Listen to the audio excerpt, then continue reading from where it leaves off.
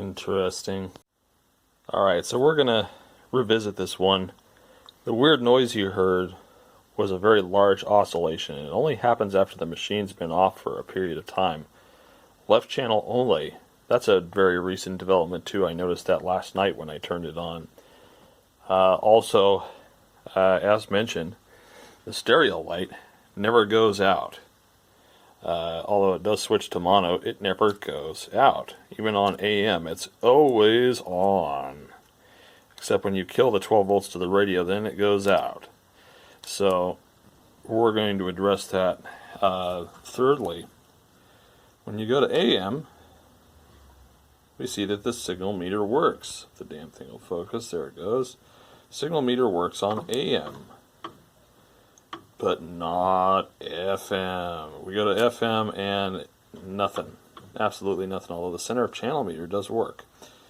So that leads me to believe that perhaps the problem with the muting always being on an FM and the no signal are connected. It's very much true. So as much as I thought this one was done, we're going to revisit this one, take it out of the box, and see what's up with it. Alright, so coming back to the schematic, the reason why the light was always on was because this guy here, this 2SC735 was shorted, collector emitter. So that meant the lamp was always on so long as this was getting supplied voltage. So that didn't work out. More importantly though, I'm looking at the circuit for the signal meter. It'll focus there.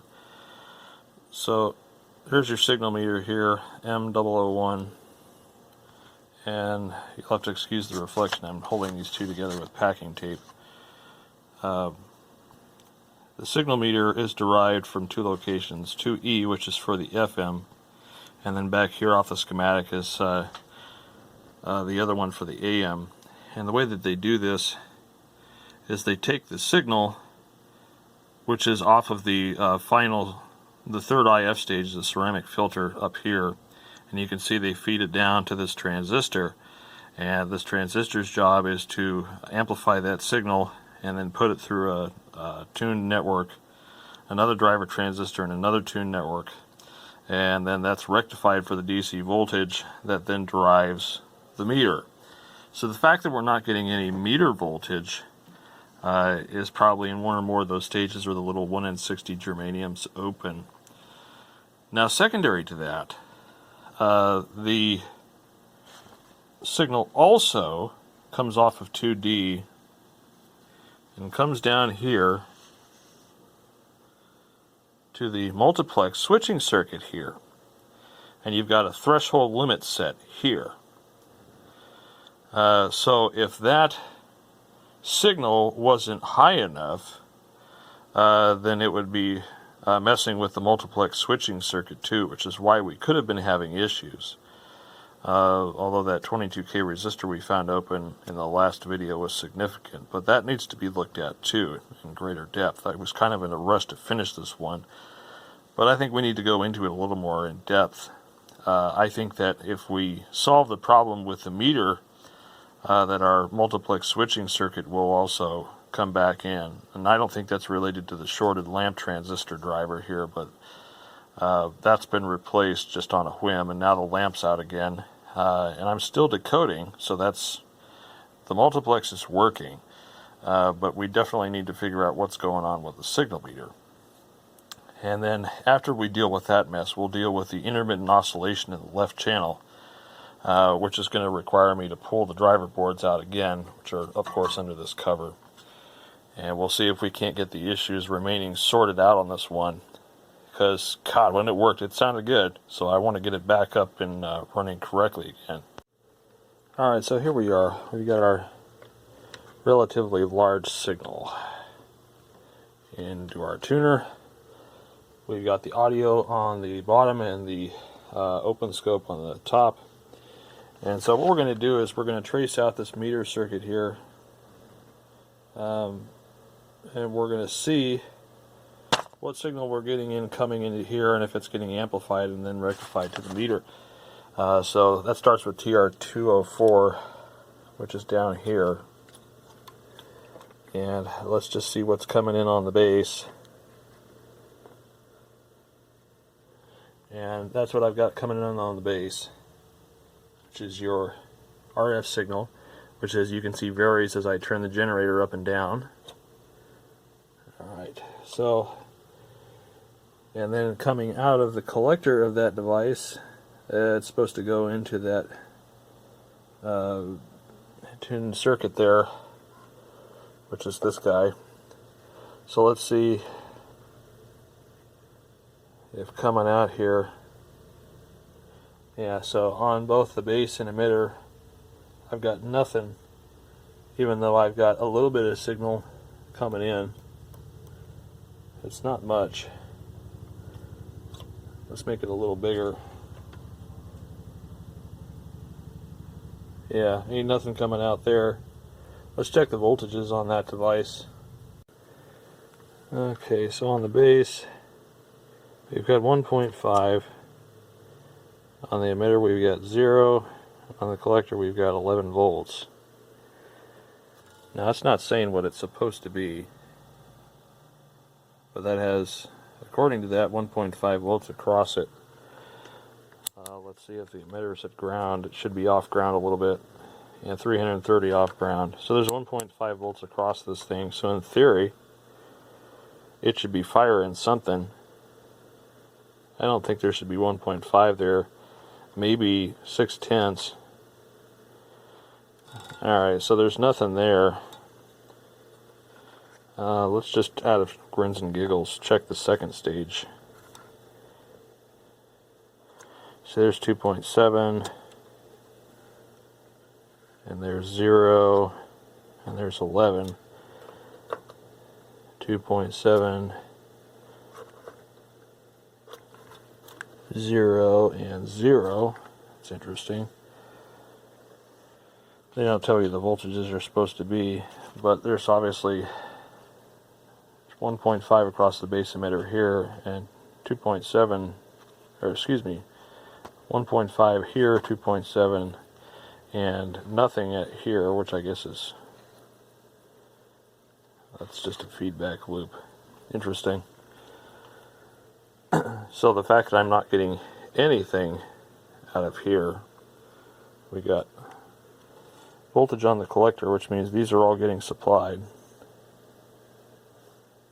Okay, let's take a look closer. Now if we look at it in greater depth, we have to think a little bit. Having 0 volts here makes sense because it's at ground through that, well, it says that's supposed to be 1K. I was getting about 300 and something ohms. So that really doesn't work. So I'm probably guessing the resistor's okay, but that 0.022 capacitor is a suspect. This can't be shorted because this is the line that feeds the 11 volts to the transistors.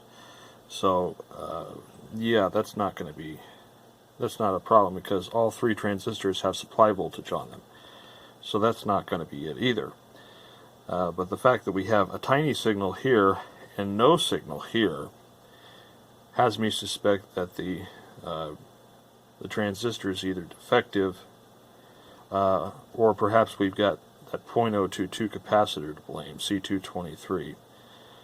So let's just briefly check those and make sure.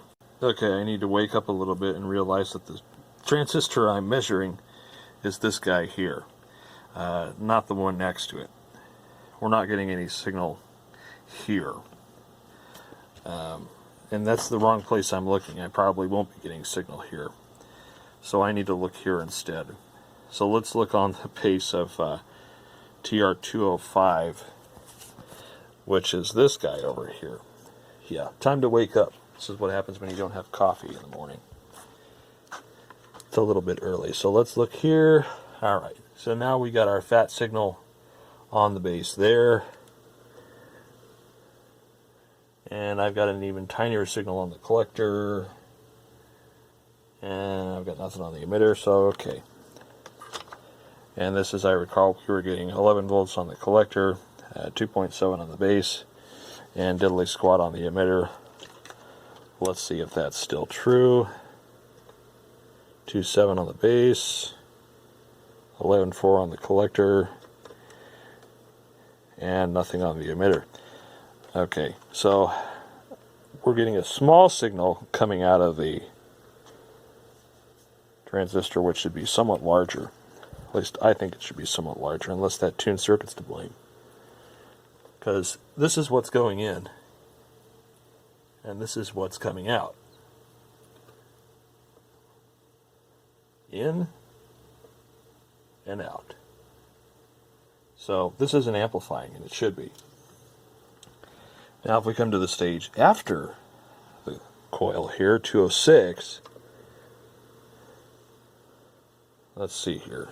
At 206, we've got nothing on that base there. Yeah, nothing at all. And we do have voltages on that one. So let me clip my scope lead onto this thing and see if cranking up the signal produces anything. No, it does not.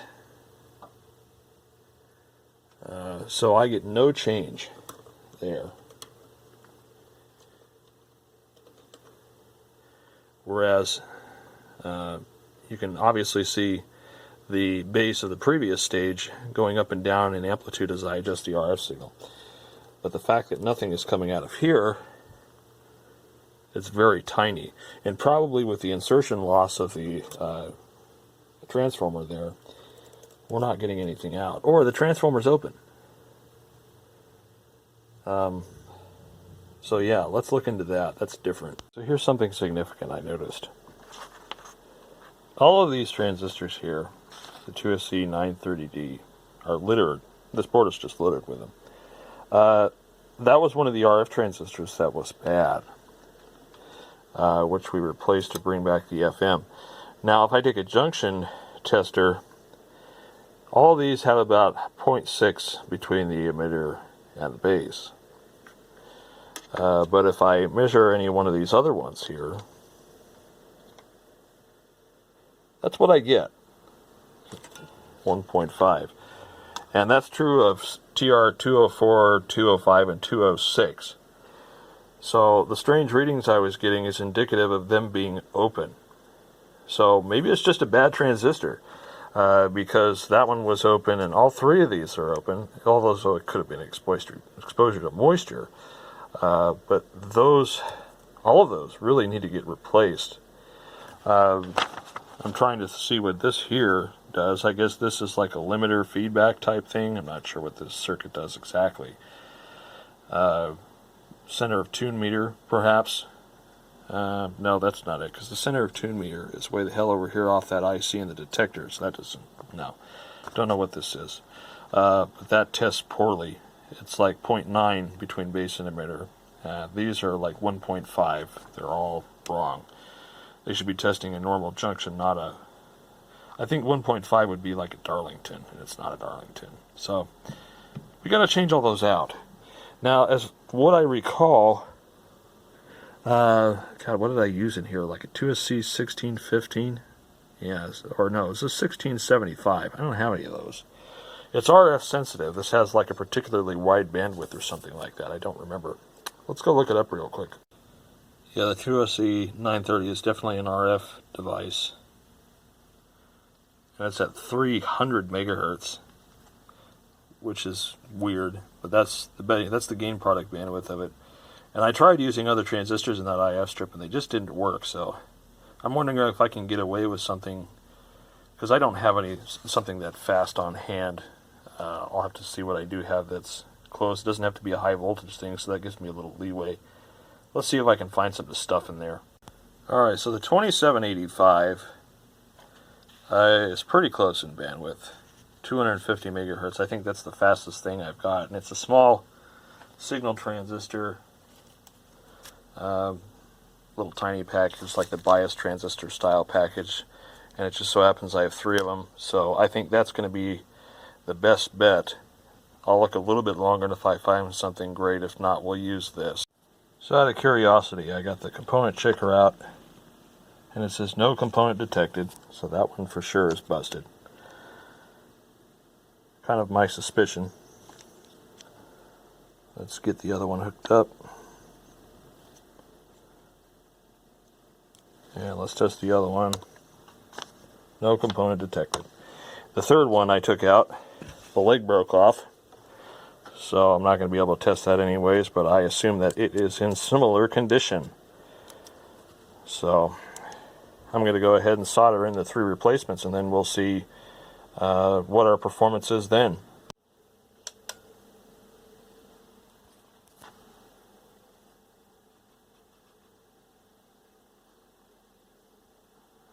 Still no signal meter yet.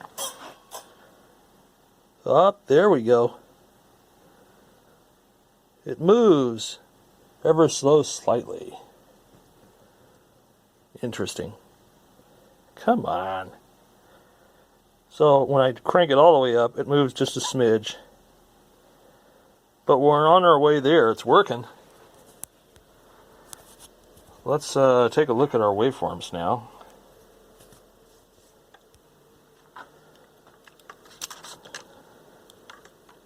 Just out of curiosity, even though this is a different circuit. Now we've got a big fat signal on the collector of that device we didn't have before. Alright, let's go here. We have little signal coming in on the base. We have huge signal leaving. That's good. And likewise with the second transistor, we've got bigger signal coming in. We've got giant signal leaving. Good. That's what we want. But the meter still isn't quite right yet. So, let's see here. How do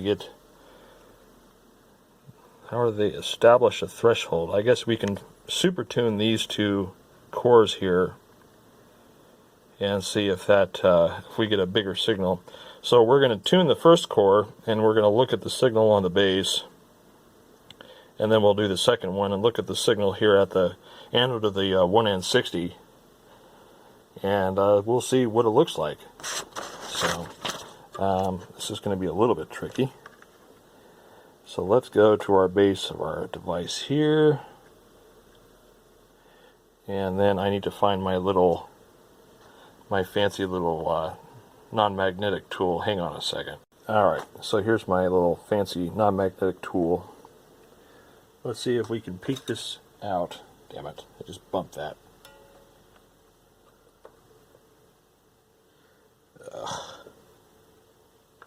Alright. Yeah, it's pretty peaked already. Okay. So let's come to the back side. That's not what I want. Where's that 1N60? That's D203? Yeah, D203. Hard to see what that says. It looks like 203 to me.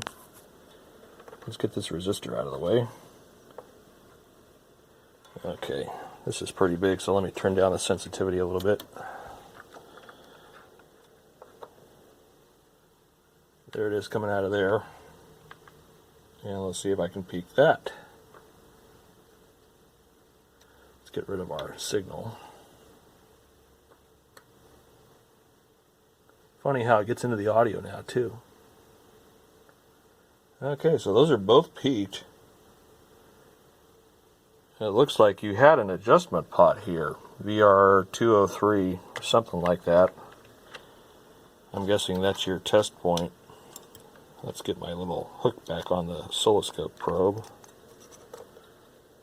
No, I got nothing there. That's just where the signal is. And I've still got very basic, if at any all, deflection. Yeah, it's not very much. There's another adjustment pot here. This is VR202, right above the test point. But I don't see that anywhere. I don't see it. Do you see it? Well, anyway, let's tweak it and see if we can get a better reading. There we go. Alright, so what let's do is let's set this for a very high input. Let's say about 10,000 microvolts.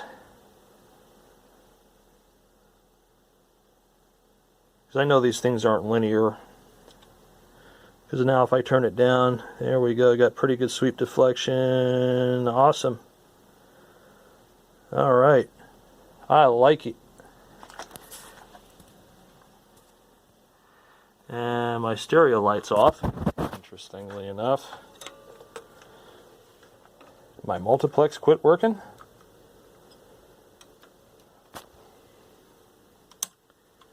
Yeah, it did. Multiplex quit working. But my muting problem is fixed. Interesting. So I got that back. But my multiplex quit working. Let's see what the threshold is for muting. It's pretty damn low. Oh, and once it muted, it didn't want to come out of mute. Yet if I turn muting off and then back on again, it mutes at 100 microvolts. That's too low. Let's see if this... I think this is our center of tune adjustment. Yes, it is. Okay, so maybe there's a mute threshold here. They don't really tell you what these are for. I'm guessing these are threshold adjustments. All of these could have been tweaked, so let's mess with them a little bit. 2 and 3. Let's see what 402 and 403 is used for, if I can find it on here. 401, that looks like a muting threshold. Or maybe that's a stereo threshold because that goes back to the switching circuit here. Where's 402?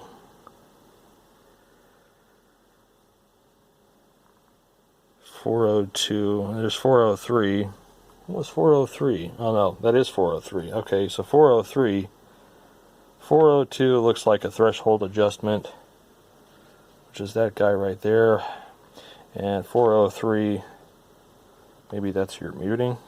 Well, anyway, let's look at the 402 first.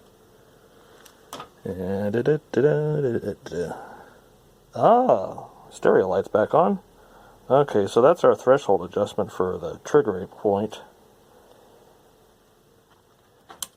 Yeah, you see I got my multiplex back.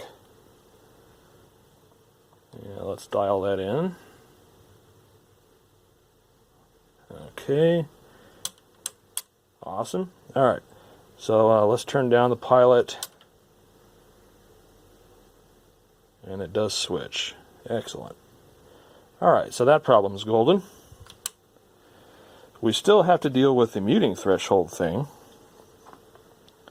which is probably 403. So let's turn this down a little bit.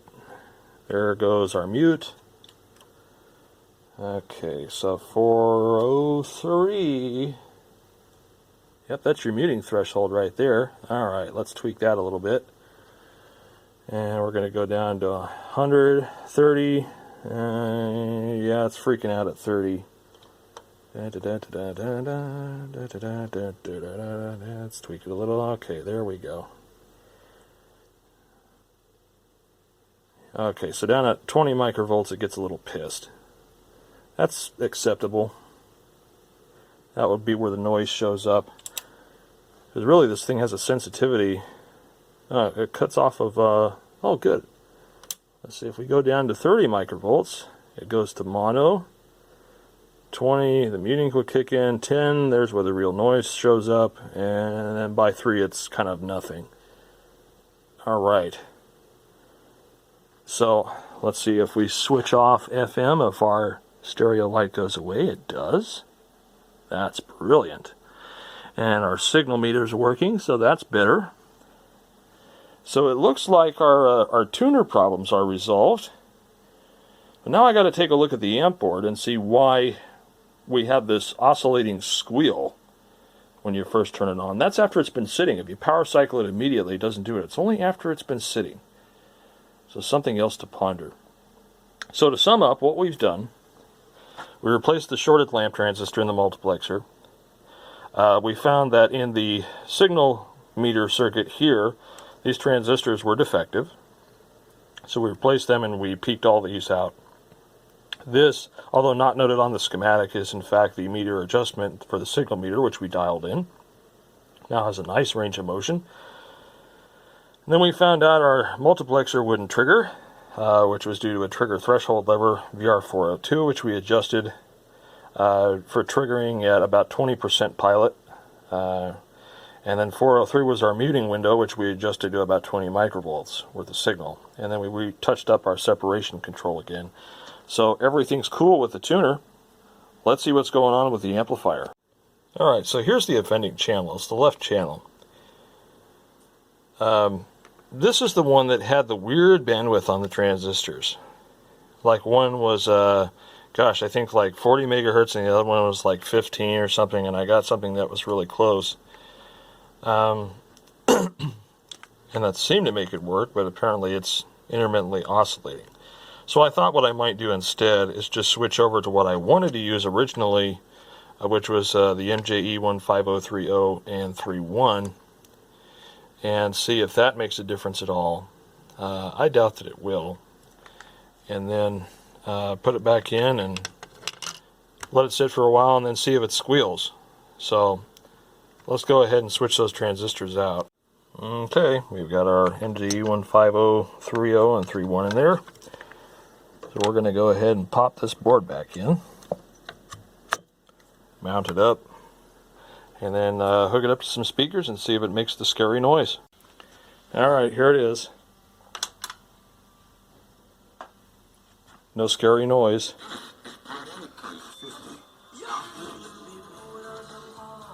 Cool.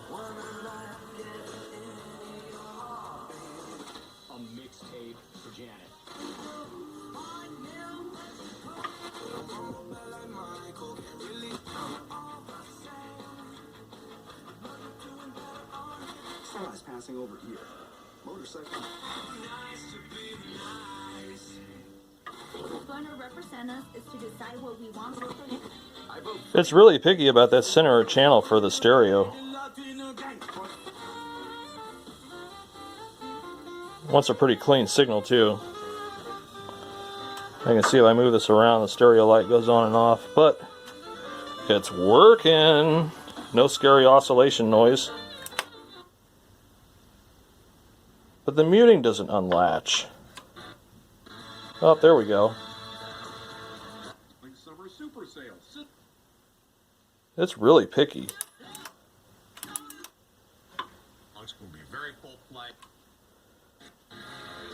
I don't really use muting, but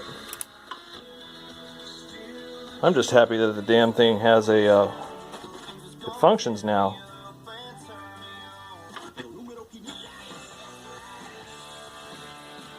Sweet.